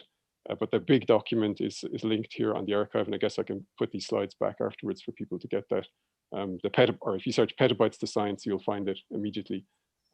This diagram was in that document, or a version of it. And again, the plea is that we all have these software stacks. We call them slightly different things. And it's amusing that someone on the Slack was complaining, oh, another data lab. And I'm going, actually, great. Finally, we are all using the same name for something that means roughly the same thing in lots of different places. Whereas previously, we all had 100 different names for the same thing, or more or less the same thing. And of course, they're not exactly the same, which would be even nicer. And then I think going deeper than that, it would be nice if we agreed on what the cyber architecture stack is, and all of these bits, what's at the bottom, what's the Kubernetes part, where does Pegasus fit in a stack like this? Then what's coming next? we need to agree on those components so that we can cook them up, whether they're industry standard, as Mario said, or whether we decide, yeah, actually, we do want an astronomy flavor to this. But, if I'm going to do one, great. If Bruno is going to do one at ESA, that would be great too. It would be even better if they agreed on an API and I could just pick up Bruno's and say, actually, his is better than mine, dump it. And user management, group management, all of these things fall into this set of stacks somewhere. And we're looking around, we talked to CIDC and we're thinking about trying to take their user management, group management and stick it into our stuff so that we can have it in our notebooks and everything else. This is the way we should do these things. It's the only way to go forwards. But you think it should be bottom up or top down? Somebody should coordinate. Should the NSF have a role on that, or just the big projects should get together? Or how does it work? Well, I think that Escape project looks like it's doing the right thing. It's starting to try and coordinate. It's got some funding from a central location to go out and try to coordinate with people, at least on the European side.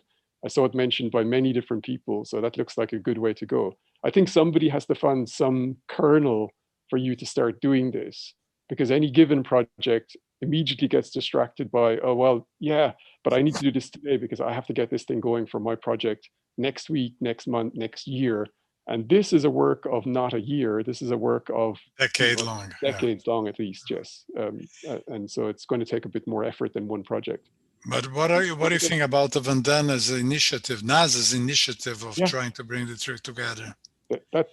Those are exactly the kind of things we got to do, and then we should try to work with them to make that a success, and get with them for doing parts of those components and use those components.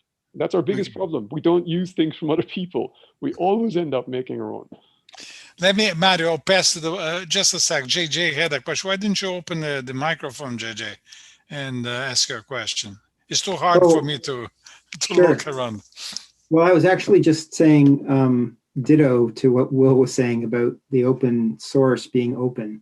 I mean, it's great to have, if you really put your source code out there openly, it really enforces a discipline on the development process that you're using. I mean, it doesn't at very first because you just make it open, but then a bunch of people start complaining about what you've done. And you're like, oh yeah, I guess we should actually do that more correctly. And that's really good for the community, right? That really strengthens what we're building when others will. A lot of the LSST community would disagree with you. They complain bitterly that we make it far too hard for them to add to our code because they have to do all sorts of stupid things like adhere to standards and document. Yeah. And but that's the next thing. So yes, we have a lot of learning to do in the community. Well, we in the CIDC we run code, and like everybody else, that it's 30 years old. I would prefer that code had been written in a way that we do it today. It would be a lot easier for us to support it. I can imagine. Mario, you wanted to say something? I think I just going to add like a me too to everything that was just said here. The only caveat I'd add was we should be careful a little bit of premature standardization because a lot of these technologies are still fairly new. They change rapidly. Kubernetes wasn't around 4 years ago. It might not be around 4 years from now. It may be in a very different place. And please don't say that. I mean, after Dominique's. Don't worry. I doubt it. Like Kubernetes is now fairly entrenched, although Hadoop was as well 10 years ago. But I think this is still an area where lots of things are evolving. So what I think we need is collaboration before standardization. So collaboration between different entities, coming up with something that works, and then when we have something that works, then standardize it. I think that's one of the beauties of how the industry does things with standardizing their protocols. It's rough consensus running code, have a couple of implementations. At that point, when you understand that you have something that really has legs and the community uses, I would say like at that point, let's standardize it and put it in stone. I totally agree, Mario. But you got the key in industry. In industry, a couple of big players will get together and agree, we're going to do X. What does X do? This. Okay, we're both going to do this, and we'll fight about it later. We tend to go off and do, I'm going to do X and you're going to do X point something, which is not quite exactly the same. And so they're not really comparable and interchangeable in the end. And so, a little bit of coordination, a little bit more coordination, I think would be more fruitful. And that's what I mean by this components. That Kubernetes is just in a long list of things there. I believe that Kubernetes may disappear, but I also believe that something to coordinate containers, whether they're Singularity or Docker, will be needed. If it's not Kubernetes, it will be something else. If something comes to replace Kubernetes, there will be an easy path forward from whatever we have from Kubernetes to that new thing, because they will want to take all the Kubernetes over, all the Kubernetes people over. So you will find it not difficult to move. So I think there's advantage, as you said, to using these industry things for that reason. It is a bit hard. And I feel what Dominique is saying. I know I love Kubernetes because it makes it easy for me to deploy stuff. I understand my data center providers hate it because they have to then provide me this unified layer. It means I don't give a crap what disks and processors and computers you have. I just see Kubernetes. It's fantastic for me as someone who wants to deploy software in 6 different places. And I understand that that puts all the burden on the data center, but I think that's the correct way, right? The data center should take the burden. Sorry, Dominique. Yeah, I think we agree. My point is just that I think we should make sure that we have something that works and satisfies the users before turning it into a standard. Occasionally mistakes were made where standards were written before there were implementation or actual usage, and I think there are excellent opposite examples of that. I love how HIPS developed, for example, and I think that might be the model when we're thinking about especially these new and still fairly immature technologies that the industry is struggling with as well. So let's make sure that we all collaborate and that we talk to each other when we produce something that's one, maybe not 1 and 1.x, but 1.0.x between us, so that things can interoperate. And then when something works, it's easy to write it into a standard. I want to hear George's opinion about the way Will put it. I mean, the onus is in data center. George, would you accept that? I mean, well, I think the onus is on everyone. I think going back to Will's earlier point about open source, and maybe the Escape project's website isn't particularly open source at the moment, I think it is very important that we all look to steal from others. And I think we should be much less wedded to what we have done and much more willing to be fickle and throw things away and replace them and jump from one technology to the next. I think I see Mario's and Will's point when it comes to standardization. I think I sort of am more with Mario in that sometimes standardization fights against innovation. And one of the reasons why I think we are so bad at standardizing is because we are very focused on innovating. And there's a balance to be found there. And maybe it's not a straightforward balance. But I think open source really does help because it encourages people to criticize or to take criticism. It encourages people to get involved. And I think it helps things like reproducibility too, because if you're producing science based on a very specific technology stack and software stack, the risk is, of course, that actually what you haven't done is discover something, but you've plugged various bits of software together to produce a random set of numbers that looks like a pattern. And so good reproducible science should not depend on the software. I appreciate that's difficult in practice, but being fickle, being willing to change, not being wedded to technology is potentially a positive for users and probably even more challenging for data centers. Andreas, what about you? What about SKA? I mean, this is going to be a major project. So what is your opinion on that? Well, I mentioned already after Dominique's talk, she's struggling with the Kubernetes stuff as well. And in our case, it's actually quite interesting.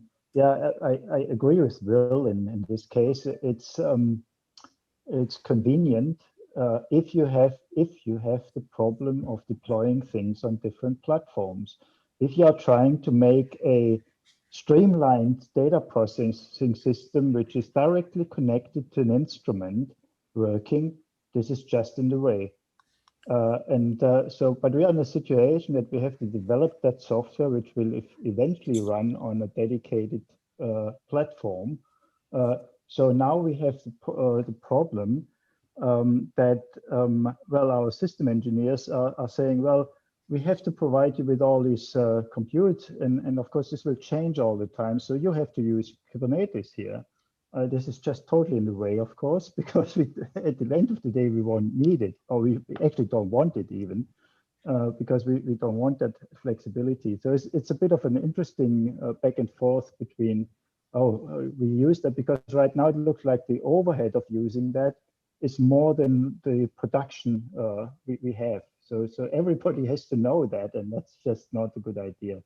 I think that technology is not quite yet there to make it as transparent as it should be, and it's just breaking too often with too little things changing, at least in a complex system. Now that's about Kubernetes, of course, that's just one of the things. Yeah, the other thing is workflows and those things. We have a very big issue in trying to get real-time pipelines working in parallel, actually, and optimizing that on the platforms, which is a very common problem. So actually, this is on the forefront of what cloud providers are trying to solve as well. It's exactly the same problem. Of course, it's not a problem you can solve algorithmically, because it's a double NP-hard problem. So you better try something which is close enough. So we are actually going into direction which Tom had been mentioning as well about from AWS about quantum computing and trying to optimize that. So it's, yes, this is forefront, and that's where we are in the meantime with all these projects we have been hearing about during the workshop, which was really great, because we are not anymore just users. We are pushing technology in all kinds of directions. And that's great to do at some point, but of course we can't afford it in reality, which is the other problem. Okay, I have a long comment from Stephanie Junot. I think it's directed to Will. Let me try to read. On the previous point by Will, a few of us from the Astro Lab, the Astro Data Lab, and the DASI collaboration wrote a short paper about Jupyter-enabled astrophysical analysis, and shared a similar point that Project Jupyter can act as a unifying technology, among others, between science platforms. We took the approach to describe the Astro Data Lab and DASI as two use cases that, but with the hope to encourage a broader discussion between science platforms, or between parentheses, data labs. This is also in line with Vandana's talk and NASA's network of science platform. One thing we could further discuss is how to consider that various science platforms might have different needs: research, education, training, single mission versus general. So I wonder if it is used to identify both commonalities as well as the difference. In marketing terms, do we all have the same target audience? That's the question. Will? Yeah, so I'm reading that as well. Sorry, I couldn't read. It's too small font. That's okay. It was good to read it out for everybody else, at least. I just have it on the screen, so it is right. Yeah, I mean, I'm aware of these things, and we've had a few meetings also with Space Telescope and CADC and others, also about science platforms, also about notebooks, and with SciServer people, with Alex, for example. And we've sort of all agreed we ought to agree on ways of configuring and doing endpoints that are similar, and we've never done anything about it. So maybe, maybe Vandana's approach of, well, having some funding on a project that goes ahead and starts this might give us that kernel where we go, okay, let's all agree that that's the way we configure our systems then, so that we know where mount points are and stuff like that. Then the differences, yes. I think the differences are always going to be there, and even per mission we have them, which was my question to Bruno. I mean, it seems clear that I have a Jupyter Notebook platform.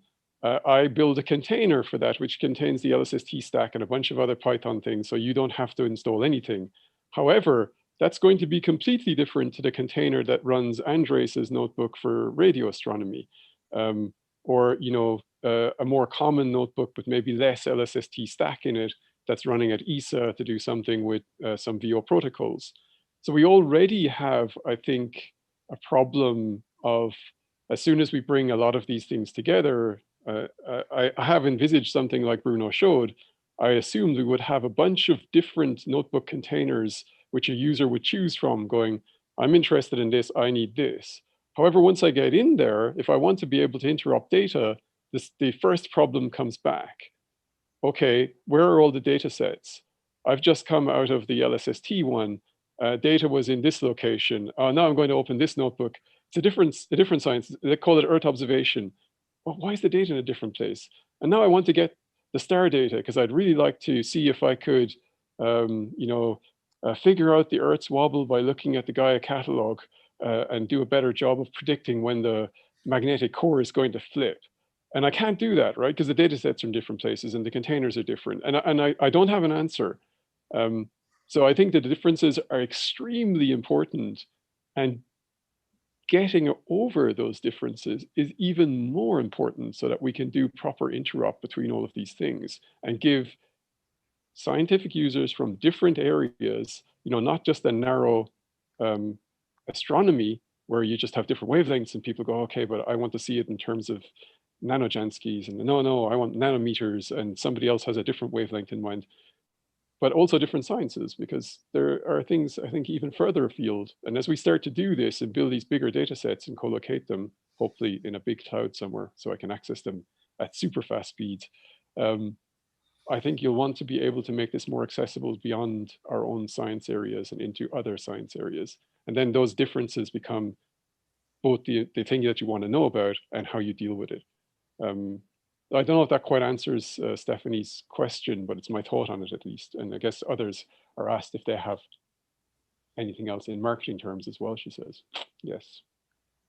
Bruno, would you like to comment on it?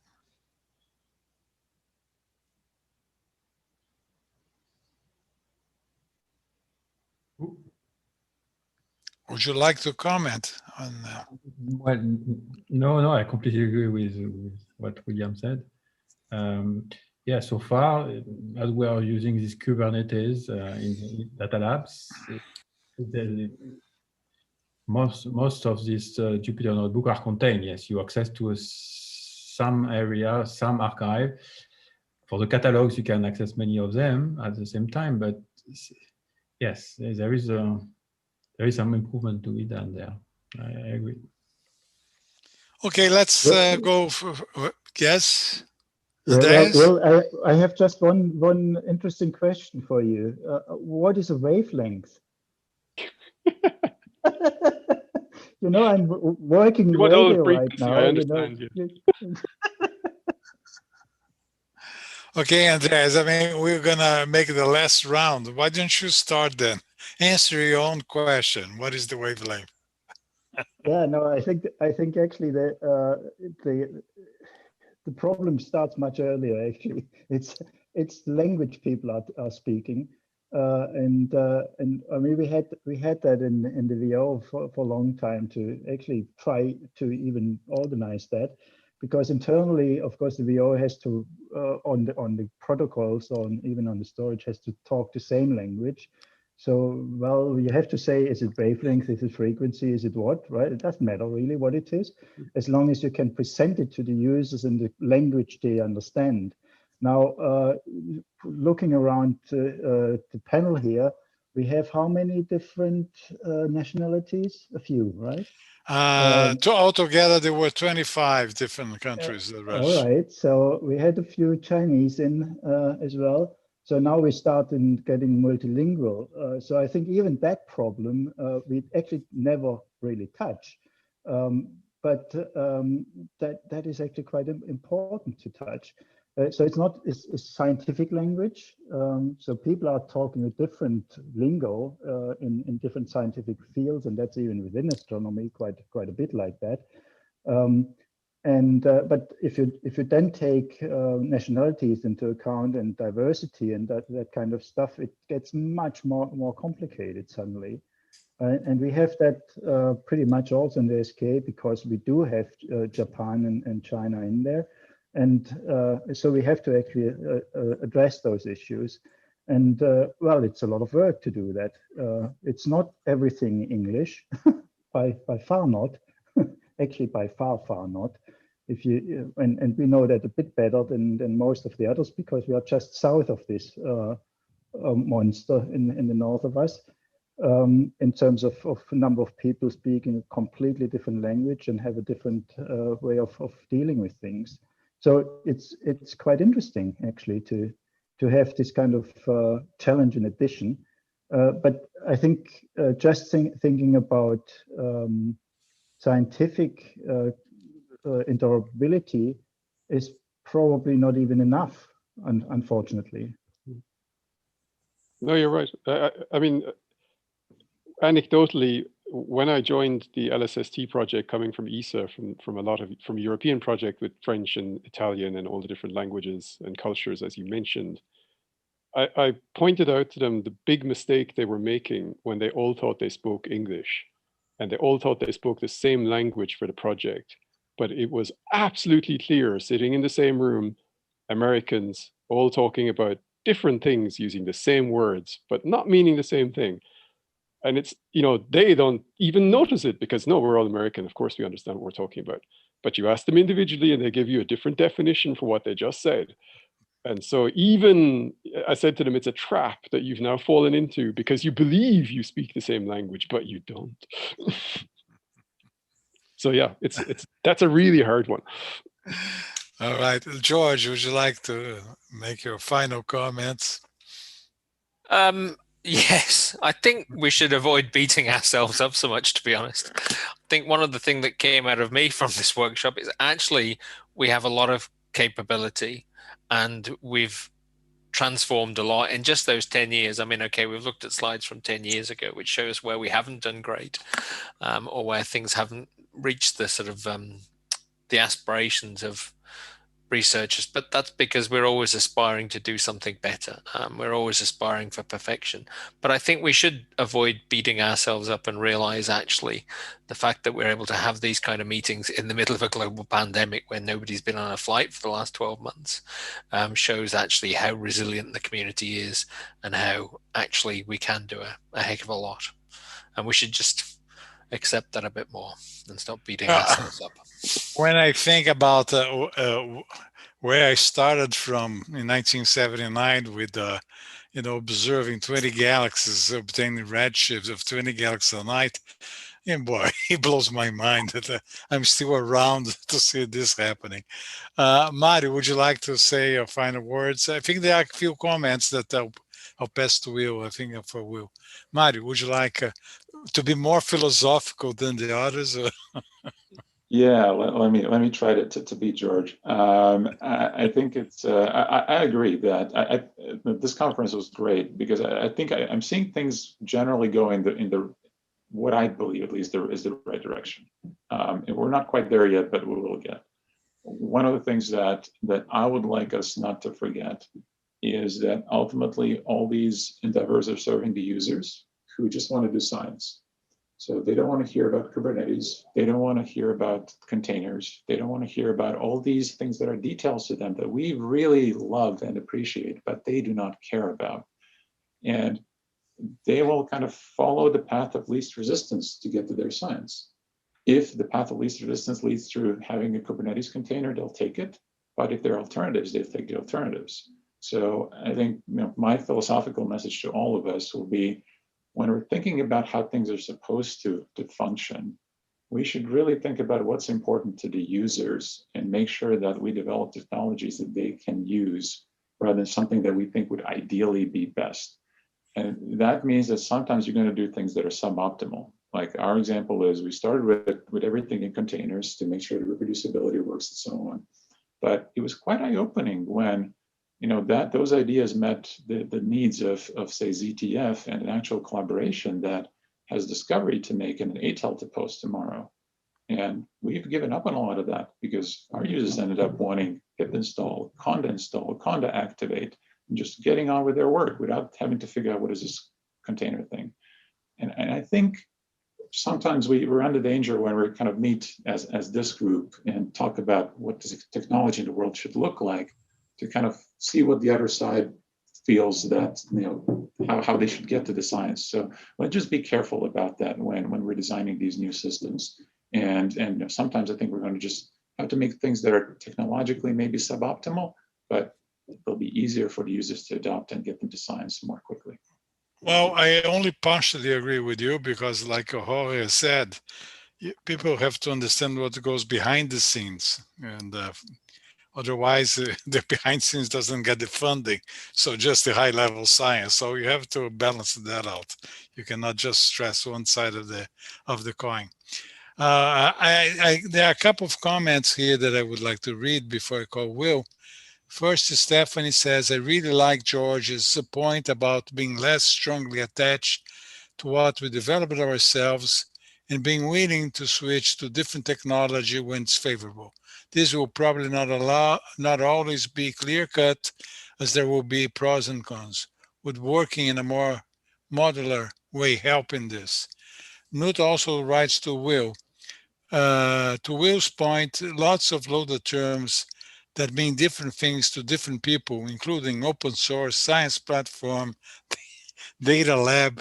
So he's making a dictionary for us to try to agree. Knut, thank you. We already thank him for the contest. And Knut finally says, in lots of presentations put up slides with logos of different technologies, with implication that doing so means that same things in every case. But implementation details are really important, as was raised by Dominique. Well, I think this brings us to an end.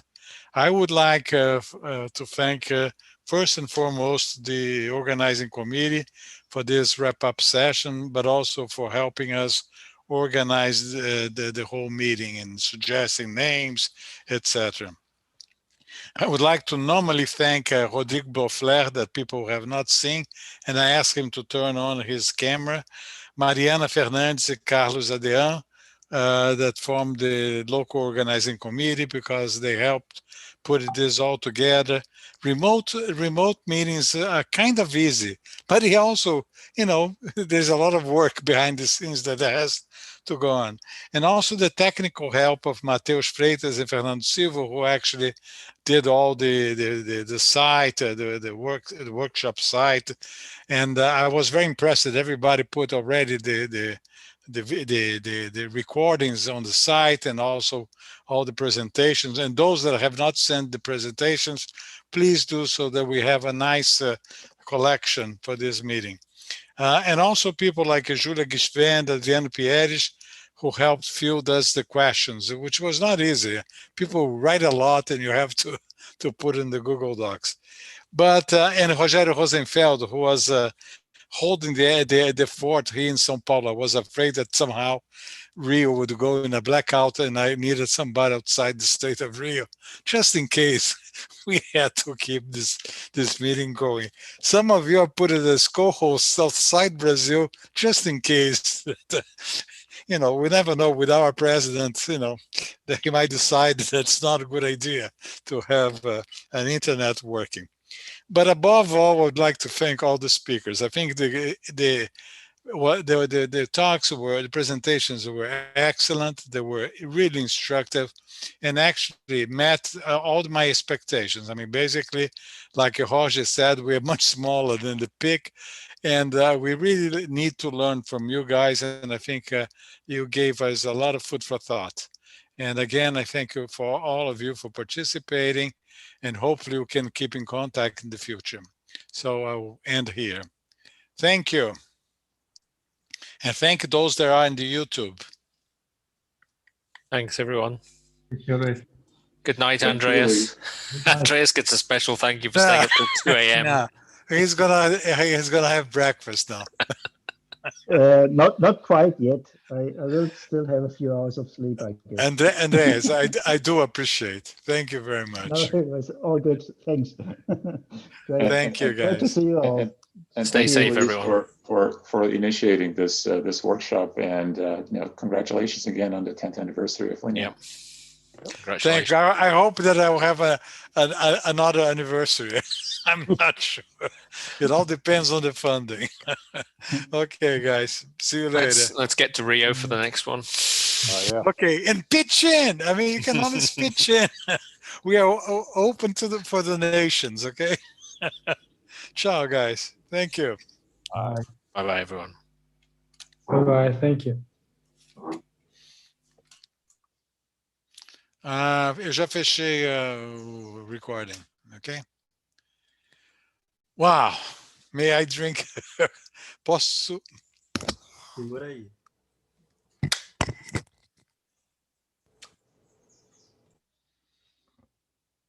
Wow. Ainda não parou?